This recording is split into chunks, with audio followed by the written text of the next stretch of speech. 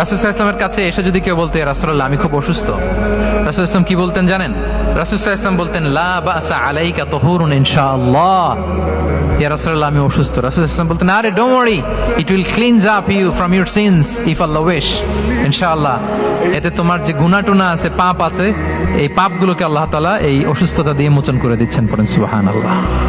তাহলে আপনি অসুস্থতার মধ্যে একটু হালকা হলেন না, যে জ্বরে ভুগতেছি কিন্তু এই জ্বরে নাকি আমার গুনাহ মাফ হয়ে যায়। পেটের ব্যথায় আক্রান্ত, মাথা ব্যথায় আক্রান্ত, কিন্তু এটাতে নাকি আল্লাহ আমার পাপ মোচন করে দেয়, তাহলে একটু ভালো লাগবে না? তাহলে দেখেন, একটা কঠিন পরিবেশকে রাসূল সাল্লাল্লাহু আলাইহি ওয়াসাল্লাম সহজ করতেন। অসুস্থ শুনলেই লা বাস তুহুরুন ইনশাআল্লাহ, আর কিছু হবে না, আল্লাহ তোমার গুনাহ মাফ করে দিচ্ছে।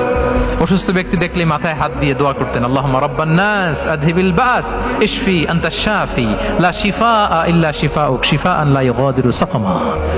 উজ্জীবিত হয়ে যেত অসুস্থ ব্যক্তি।